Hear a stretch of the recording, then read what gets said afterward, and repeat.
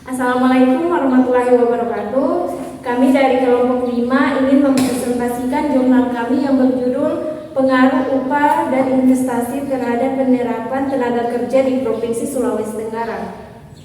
Perkenalkan, saya Diani sebagai pemateri pertama dari abstrak Pengaruh Upah dan Investasi Terhadap Penerapan Tenaga Kerja di Provinsi Sulawesi Tenggara, dan di samping saya Madani, saya pembaca materi kedua yang berjudul metode penelitian. Kemudian saya Hasrina, pembaca materi ketiga dengan judul hasil penelitian dan pembahasan. Kemudian saya Maria dengan materi keempat dengan judul uji asumsi klasik.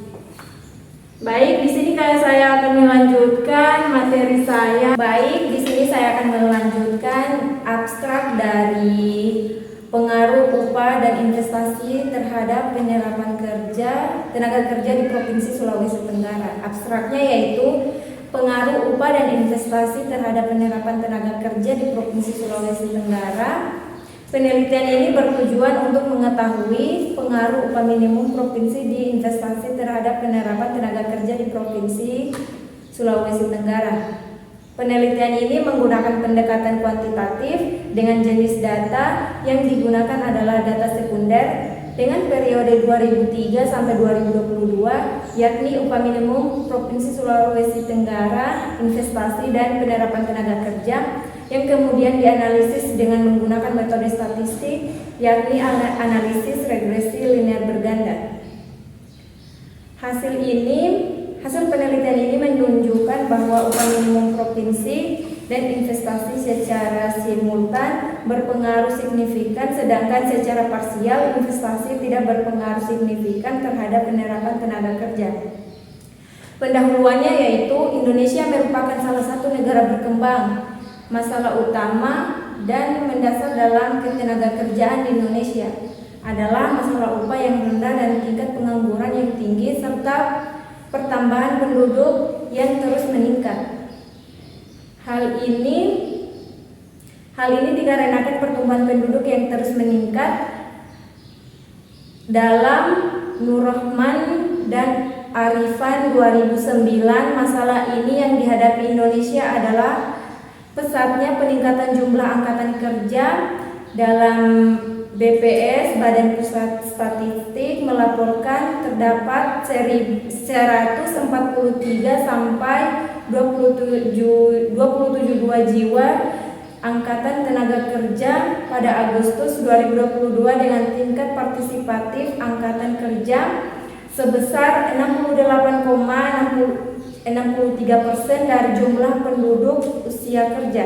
Peningkatan angkatan kerja menunjukkan penawaran tenaga kerja di pasar pertambahan, namun penawaran tenaga kerja yang bertambah tidak selalu diiringi dengan permintaan tenaga kerja yang mampu menyerap angkatan kerja. Hal ini tersebut masih dengan tingginya angka pengangguran di Indonesia pada tahun 2002 yaitu sebesar 5,86%.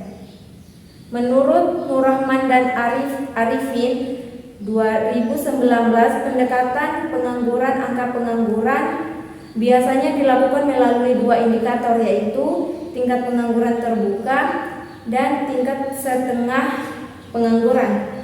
Masih terbatas pilihan kerja dan daya serap sektoral memberikan pilihan yang sulit bagi tenaga kerja dengan memilih bekerja sedangkan dengan jam kerja yang rendah atau tetap mencari pekerjaan yang sesuai yang diinginkan, dengan kata lain masih tetap pengangguran.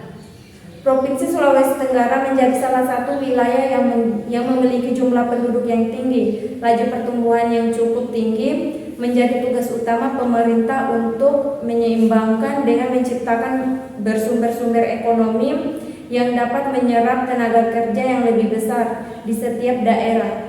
Tidak luput dengan masalah ketenaga kerjaan. Dengan hal ini maka diperlukan adanya tindakan dari pemerintah. Selanjutnya, jumlah penduduk dan angka tenaga kerja di Provinsi Sulawesi Tenggara dari tahun 2017 sampai 2022 berada pada jurnal yang sudah ditulis dalam jurnal tersebut sebagaimana dilihat pada tabel 11 mengenai laju pertumbuhan penduduk tahun 2017 sampai 2022 tercatat bahwa jumlah penduduk di Sulawesi Tenggara cenderung memiliki peningkatan tiap tahunnya. Walaupun terlihat ada beberapa tahun di mana terjadi penurunan penduduk di Sulawesi Tenggara. Sedangkan jumlah data angka kerja di Provinsi Sulawesi Tenggara menunjukkan peningkatan setiap tahunnya, yaitu dari tahun 2017 sampai tahun 2022. Salah satu usaha yang perlu dilakukan oleh pemerintah dalam mengatasi masalah ketenagakerjaan adalah memperbaiki sistem upah melalui kebijakan upah minimum. Penerapan kebijakan upah minimum merupakan usaha dalam rangka meningkatkan upah kapital bekerja sehingga tingkat upah rata-rata tenaga kerja dapat meningkat. Pada tabel 1.2 upah minimum provinsi tahun 2017 sampai 2022 berada pada jurnal yang sudah ditetapkan. Berdasarkan tabel 1.2 diketahui bahwa upah minimum Provinsi Sulawesi Tenggara dari tahun 2017 sampai 2022 mengalami peningkatan, walaupun tidak menjadi peningkatan yang signifikan di tahun 2021 dikarenakan adanya pasca Covid. Selain upah yang ada juga lain yang perlu mendapatkan perhatian dan pemerintah sebagai upaya mengatasi masalah ketenagakerjaan, yaitu investasi. Faktor investasi secara langsung dapat meningkatkan kapasitas produksi. Peningkatan kapasitas produksi tersebut akan meningkatkan permintaan faktor produksi termasuk tenaga kerja. Pada tabel 1.3 investasi Provinsi Sulawesi Tenggara berada pada jurnal, sudah ditetapkan pada jurnal perkembangan kegiatan investasi yang terjadi di Sulawesi Tenggara diikuti dengan peningkatan penerapan tenaga kerja, di mana jumlah tenaga kerja yang di Sulawesi Tenggara juga terus mengalami pertumbuhan positif yang tahunnya yaitu dari 1,265 orang di tahun 2017 peningkatan menjadi 1,382 orang pada tahun 2022. Dari uraian di atas dan adanya perbedaan hasil penelitian, maka penelitian yang dimaksudkan dilakukan penelitian dengan judul pengaruh upah dan investasi pengaruh penyerapan tenaga kerja di Sulawesi Tenggara. Selanjutnya saya kembalikan kepada Mas Dani. Baik, selanjutnya metode penelitian. Dalam penelitian ini penulis akan berusaha sedapat mungkin untuk bisa menyajikan data yang akurat dan relevan dengan permasalahan yang diambil. Hal ini yang dimaksud agar hasil penelitian dapat dipertanggungjawabkan secara ilmiah. Baik, yang pertama jenis data, jenis dan sumber data. Jenis data, jenis data yang digunakan dalam penelitian ini adalah data kuantitatif yang terdiri dari dua upah minimum provinsi, investasi PMDN dan penyerapan tenaga kerja di Provinsi Sulawesi Tenggara, serta data-data lain yang relevan dengan penelitian ini. Yang pertama, data upah minimum provinsi tahun 2003 sampai 2022. Kedua, data investasi PMDN tahun 2003 sampai 2022. Sumber data yang pertama yaitu data upah minimum provinsi diperoleh dari Kantor Badan Pusat Statistik BPS Provinsi Sulawesi Tenggara. Yang kedua, data investasi PMDN diperoleh dari Badan Pusat Statistik BPS dan Dinas Penanaman Modal dan Pelayanan Terpadu Satu Pintu DPMPTSP. Yang ketiga, data penyerapan tenaga kerja diperoleh dari Badan Pusat Statistik BPS Sulawesi Tenggara.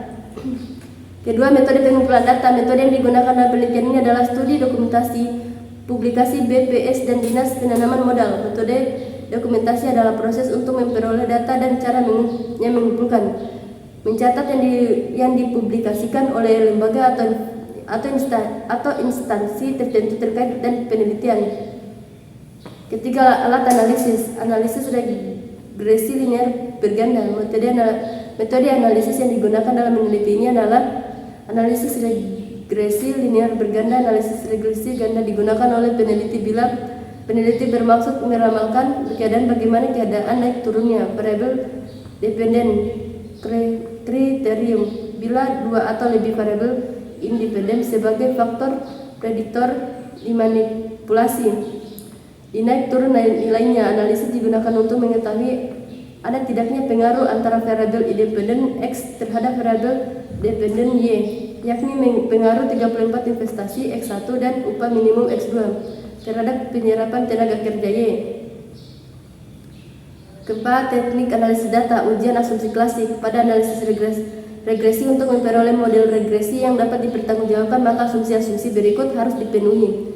Ada 4 pengujian dalam uji asumsi klasik, yaitu yang pertama uji normalitas. Uji normalitas bertujuan untuk menguji apakah dalam model regresi linear bervariabel terkait dan variabel bebas keduanya mempunyai distribusi normal atau tidak. Modal regresi yang baik adalah memiliki distribusi normal atau mendekati normal. Dalam penelitian ini, untuk mendeteksi normalitas data maka dilakukan dengan pengujian Q35 berat. Dalam ujian ini, pedoman yang digunakan dalam pengambilan keputusan. Yang kedua, uji multikolinearitas. Uji multikolinearitas adalah situasi adanya korelasi variabel bebas di antara satu dengan yang lain. Ketiga, uji autokorelasi. Ujian autokorelasi adalah terjadinya korelasi antara variabel itu sendiri pada pengamatan yang berbeda. Pengujian autokorelasi dilakukan dengan uji Durbin-Watson. Yang keempat, uji heteroskedastisitas. Pengujian ini bertujuan untuk menguji apakah dalam model regresi terjadi ketidaksamaan variabel dan residual satu pengamatan ke pengamatan yang lain. Yang kelima, uji hipotesis. Uji signifikasi parameter individu.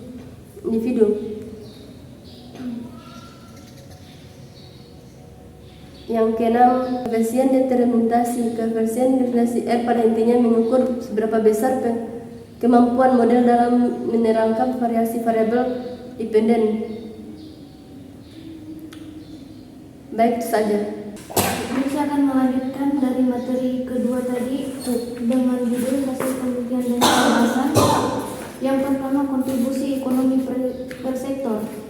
Berdasarkan faktanya, perekonomian Sulawesi Tenggara didominasi oleh lapangan usaha primer, yakni lapangan usaha pertanian, kehutanan, dan perikanan, serta lapangan usaha pertambangan dan penggalian yang masing-masing memiliki pangsa sebesar 22,81% dan 19,27%. Selain kedua lapangan usaha primer tersebut, Sulawesi Tenggara juga memiliki 3 lapangan usaha lainnya, yaitu lapangan usaha konstruksi dengan pangsa sebesar 14,10%, lapangan usaha perdagangan besar dan eceran dengan pangsa sebesar 13,24%, dan lapangan usaha industri pengolahan sebesar 8,34%. Di luar lapangan usaha utama terjadi pertumbuhan positif pada mayoritas lapangan usaha dengan pertumbuhan tertinggi terjadi pada sektor transportasi dan pergudangan, serta real estate. Peningkatan terjadi seiring dengan tingginya kinerja sektor pendukung industri pengolahan.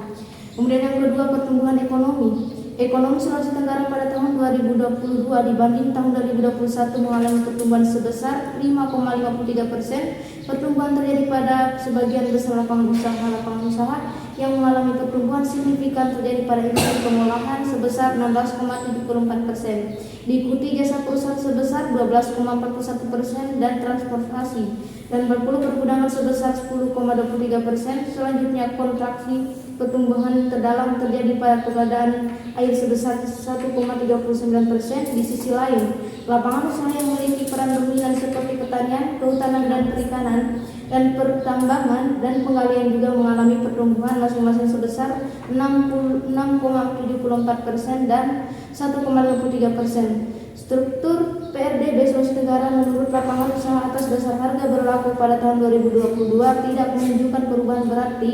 Perekonomian Sulawesi Tenggara masih didominasi oleh lapangan usaha pertanian, kehutanan dan perikanan sebesar 23,35%, diikuti oleh pertambangan dan penggalian sebesar 20,27%. Peranan keempat lapangan usaha tersebut dalam perekonomian Sulawesi Tenggara mencapai 69,98%. Kemudian yang ketiga, inflasi di Sulawesi Tenggara.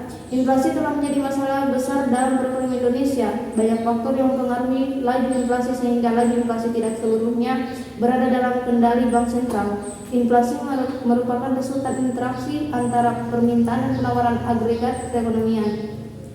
Kemudian pada tabel 4.1 tingkat inflasi Sulawesi Tenggara. Pada tahun 2018 tingkat inflasi sebesar 3,13, kemudian di tahun 2019 sebesar 2,72, kemudian tahun 2020 inflasi 2,27, kemudian di tahun 2021 2,58 dan 2022 inflasi 7,39. Menurut data yang diperoleh dari Badan Pusat Statistik Sulawesi Tenggara pada tahun 2003 sampai 2007 terjadi naik turun pada laju inflasi. Kenaikan laju inflasi tertinggi terjadi pada tahun 2005 sebesar 21,45%. Laju inflasi yang paling rendah pada tahun 2003 sebesar 2,41%. Kemudian deskripsi variabel penelitian, yaitu perkembangan upah minimum provinsi UMP di Provinsi Sulawesi Tenggara. Menurut pasal 1 angka 30 Undang-Undang Nomor 13 Tahun 2003 tentang ketenagakerjaan, upah adalah hak kerja yang diterima dan dinyatakan dalam bentuk yang sebagian imbalan dari pengusaha atau pemberi kerja kepada pekerja yang ditetapkan dan dibayarkan menurut satu perjanjian kerja atau kesepakatan. Upah minimum adalah suatu standar minimum yang digunakan oleh para pekerja atau pelaku industri untuk memberikan upah kepada para pekerjanya. Jenis upah minimum yaitu UMP, UMK, UMR, dan upah sektor dalam penelitian yang digunakan upah minimum provinsi UMP. Kemudian perkembangan investasi di Provinsi Sulawesi Tenggara. Investasi yang lazim disebut juga dengan istilah penanaman modal atau pembentukan modal merupakan komponen kedua yang menentukan tingkat pengeluaran agregat. Kegiatan investasi dalam satu perekonomian 4 dapat mendorong naik turunnya tingkat perekonomian negara yang bersangkutan karena mampu meningkatkan kesempatan kerja. Investasi merupakan pengeluaran pemerintah secara keseluruhan untuk membeli barang-barang modal real, baik untuk mendirikan perusahaan baru maupun untuk memperluas usaha yang telah ada dengan tujuan untuk memperoleh keuntungan yang lebih besar daripada biaya modal yang dikeluarkan untuk melakukan investasi. Dengan demikian istilah investasi dapat diartikan sebagai pengeluaran atau pembelajaran penanaman modal untuk membeli barang-barang, modal dan perlengkapan produksi untuk menambah kemampuan memproduksi barang-barang dan jasa-jasa yang tersedia. Dan dalam perekonomian Sukirno 2002, perkembangan perekonomian daerah Sulawesi Tenggara tidak lepas dari peranan investasi. Kemudian perkembangan penyerapan tenaga kerja di Provinsi Sulawesi Tenggara. Tenaga kerja adalah penduduk pada usia kerja, yaitu antara 15 sampai 64 tahun. Penduduk dalam usia kerja ini dapat digolongkan menjadi dua, yaitu angkatan kerja dan bukan angkatan kerja. Secara ringkas, tenaga kerja terdiri atas angkatan kerja dan bukan angkatan kerja. Yang dimaksud dengan angkatan kerja adalah bagian dari tenaga kerja yang terlibat atau masih berusaha untuk terlibat dalam kegiatan produktif yang menghasilkan barang dan jasa, mencari pekerjaan pada tingkat upah yang berlaku. Angkatan kerja terdiri atas golongan yang bekerja, golongan yang menganggur, dan mencari pekerjaan. Kemudian penyerapan tenaga kerja merupakan jumlah tertentu dari tenaga kerja yang digunakan dalam suatu unit usaha tertentu, atau dengan kata lain penyerapan tenaga kerja adalah jumlah tenaga kerja yang bekerja dalam suatu unit usaha dalam penyerapan tenaga kerja. Kualitas input tenaga kerja atau sumber daya manusia merupakan faktor terpenting dalam keberhasilan pembangunan ekonomi. Hal ini disebabkan karena peran sumber daya manusia sangat penting dalam suatu proses produksi. Sumber daya manusia sebagai tenaga kerja yang bertugas mengolah beberapa faktor produksi dalam kegiatan menghasilkan barang dan jasa. Selain itu, sumber daya manusia juga berperan dalam penciptaan teknologi baru dan modern untuk mendukung proses pekerjaan, mengoptimalkan hasil produksi.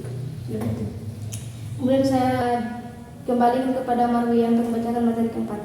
Selanjutnya, uji asumsi klasik. Uji asumsi klasik ini ada dua, yaitu uji normalitas. Uji normalitas digunakan untuk menguji apakah dalam model regresi linear, variabel terikat dan variabel bebas keduanya mempunyai distribusi normal atau tidak. Dalam menentukan data terdeterminasi normal atau tidak, digunakan nilai probability Jacques-Albera dengan kriteria sebagai berikut. Yang pertama, jika nilai probability Jacques-Albera itu lebih besar dari 0,5, maka distribusi normal dan jika nilai probability Jacobian itu kurang dari 0,5 maka distribusi tidak normal. Kita lihat dari uji normalitas dari gambar hepatitis 1 itu berdasarkan hasil uji normalitas residual di atas adalah nilai Jacobian itu sebesar 0,1980032 dengan nilai probability Jacobian sebesar 0,905728 di mana lebih besar dari 0,5 yang berarti residual berdistribusi normal. Yang kedua itu B, uji multikolinearitas. Tujuan digunakan uji ini adalah untuk menguji adanya korelasi antar variabel independen. Jika terdapat atau terjadi korelasi, maka dinamakan adanya problem multikolinearitas. Dari tabel 4.5 hasil uji multikolinear dapat dilihat. Berdasarkan pada tabel di atas, hasil pengujian multikolinearitas diketahui nilai konvergen PIF lebih besar dari 10 yaitu 1,051306, maka tidak terjadi multikolinearitas. Selanjutnya autokorelasi. Uji yang berusaha untuk memastikan apakah ada korelasi antara variabel adalah uji autokorelasi. Kita lihat dari tabel 4.6 hasil uji autokorelasi. Berdasarkan pada tabel 4.5 di atas menyimpulkan bahwa hasil autokorelasi sama dengan 1,5367 lebih kecil dari 2,244140 lebih kecil dari 2,4633, maka dalam hal ini tidak terjadi gejala autokorelasi. Yang selanjutnya heteroskedastisitas. Uji heteroskedastisitas bertujuan menguji apakah dalam model regresi terjadi ketidaksamaan variansi dari residual atau pengamatan ke pengamatan lain. Cara mengetahuinya adalah dengan menggunakan uji White. Uji White dilakukan dengan melihat nilai of R squared atau probabilitas chi-square lebih besar dari alpha 0,05. Kita lihat dari tabel 4.7 hasil uji heteroskedastisitas. Berdasarkan uji heteroskedastisitas di atas menunjukkan bahwa probability chi-square dengan nilai 0,4804 lebih besar dari 0,05, maka dikatakan tidak terjadi gejala heteroskedastisitas dalam model regresi. Yang selanjutnya pengujian hipotesis. Yang pertama itu analisis regresi berganda. Analisis regresi linear berganda adalah hubungan linear antara dua atau lebih variabel independen atau X1 dan X2 dengan variabel dependen Y. Analisis ini juga untuk mengetahui arah hubungan variabel independen dan variabel dependen. Apakah masing-masing variabel independen berhubungan positif atau negatif untuk memprediksi nilai dari variabel dependen. Apabila nilai variabel dependen mengalami kenaikan atau penurunan, menurut W.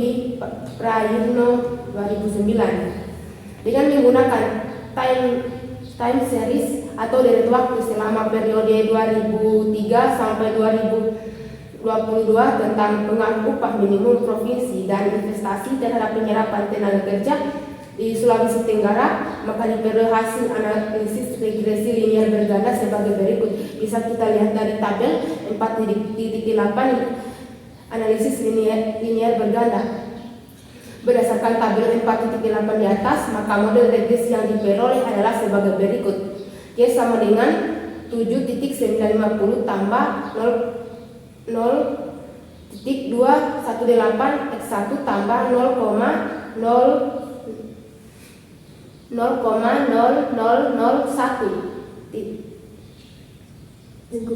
titik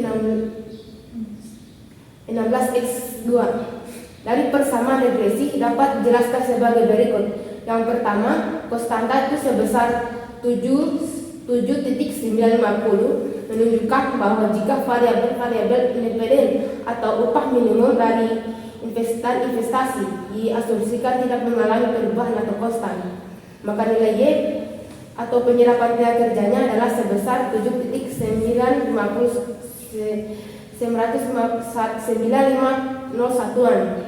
Yang kedua, nilai koefisien regresi upah minimum X1 sebesar 0,218. Artinya apabila upah minimum provinsi naik sebesar Rp1, maka penyerapan tenaga kerja akan mengalami peningkatan sebesar 0,21 jiwa dengan asumsi bahwa investasi dianggap tetap atau konstan. Yang selanjutnya yang ketiga itu nilai koefisien dari variabel investasi atau X2-nya bernilai positif sebesar 0,0001.16. Artinya apabila investasi naik sebesar Rp1, maka penyerapan tenaga kerja akan mengalami peningkatan sebesar 0,0001.16 jiwa dengan asumsi bahwa variabel upah minimum dianggap tetap atau konstan. Selanjutnya uji signifikan parameter individu atau UJT. UJT ini digunakan untuk mengetahui apakah dalam model regresi variabel independen secara parsial itu berpengaruh signifikan terhadap variabel dependen. Berdasarkan tabel 4.8 itu menunjukkan bahwa hasil penelitian untuk UJT itu adalah sebagai berikut. Berdasarkan hasil di atas, upah minimum memiliki koefisien 0,08327 dengan T hitung 23.73131 dengan probabilitasnya itu 0,000 lebih kecil dari alfa 0,05, di mana signifikan dan berpengaruh positif terhadap penyerapan tenaga kerja. Yang kedua itu berdasarkan hasil di atas, investasi memiliki nilai koefisien 0,0006.16 dengan terhitung 0,01200 dan probabilitasnya itu 0,906 lebih besar dari alfa 0,5, di mana investasi tidak berpengaruh secara signifikan terhadap penyerapan tenaga kerja. Yang selanjutnya itu uji F, uji untuk memastikan apakah faktor-faktor independen secara simultan berpengaruh signifikan terhadap variabel independen dilakukan uji F. Yang selanjutnya koefisien determinasi atau R2 itu analisis determinasi dalam regresi linear berganda digunakan untuk mengetahui persentase sumbangan berpengaruh variabel independen secara serentak terhadap variabel dependen.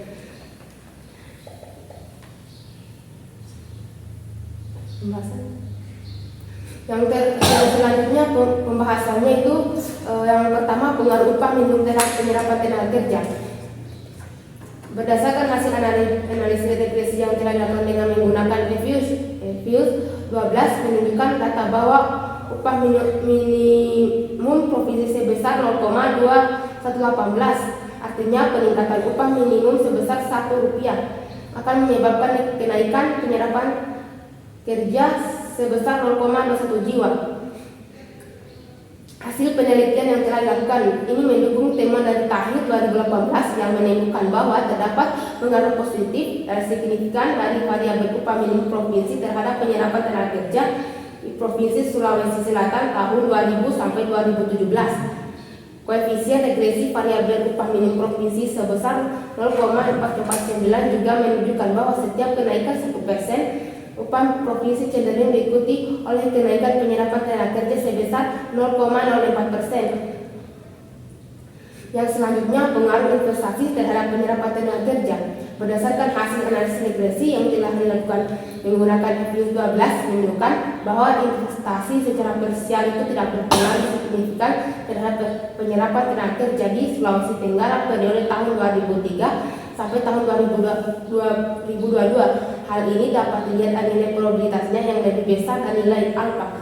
Namun jika dilihat dari arah hubungannya menunjukkan arah hubungan yang positif dengan nilai koefisien sebesar 0,0001.16, artinya bahwa jika investasi Neovena meningkat sebesar 1,00000000, maka penyerapan tenaga kerja yang akan meningkat sebesar 1 orang. Investasi berupa penanaman modal yang akan berdampak positif pada proses produksi dalam bisnis yang semakin liar. Hasil penelitian tidak sejalan dengan hipotesis yang diajukan penulis bahwa investasi secara kerja berpengaruh signifikan terhadap penyerapan tenaga kerja di Sulawesi Tenggara periode tahun 2003 sampai 2022. Itulah hasil dari penjelasan saya kembalikan dengan teman saya itu dari Yani. Lanjut, di sini kami menyimpulkan bahwa berdasarkan hasil analisis data, pengujian hipotesis dan pembahasan masing-masing masalah penelitian yang telah diuraikan pada bab sebelumnya, maka dapat ditarik kesimpulannya yaitu sebagai berikut. Yang pertama, secara simultan variabel upah minimum dan investasi berpengaruh signifikan terhadap penyerapan tenaga kerja di Sulawesi Tenggara. Yang kedua, secara parsial variabel upah minimum berpengaruh positif dan signifikan terhadap penyerapan tenaga kerja di Sulawesi Tenggara.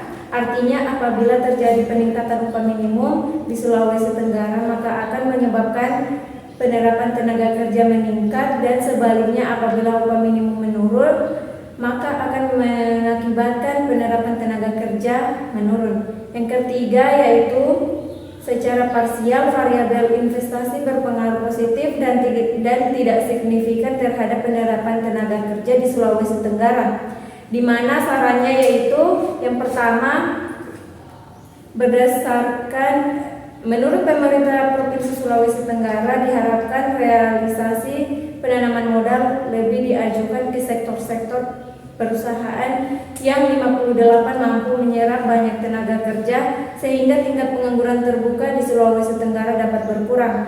Yang kedua, hendaknya pemerintah Sulawesi Tenggara menyusun kebijakan pengupahan sedemikian rupa sehingga namun meningkatkan produktivitas tenaga kerja dan pertumbuhan produksi serta meningkatkan penghasilan dan kesejahteraan pekerjaan, sehingga kebijakan pengupahan akan berorientasi kepada kepentingan seluruh pihak. Yang ketiga yaitu bagi penelitian selanjutnya diharapkan mampu meneliti dengan menambah variabel bebas lainnya dengan pada tahun penelitian sehingga mampu memberikan hasil penelitian yang lebih baik. Itulah hasil presentasi dari kelompok kami yang berjudul pengaruh upah dan investasi terhadap penyerapan tenaga kerja di Provinsi Sulawesi Tenggara.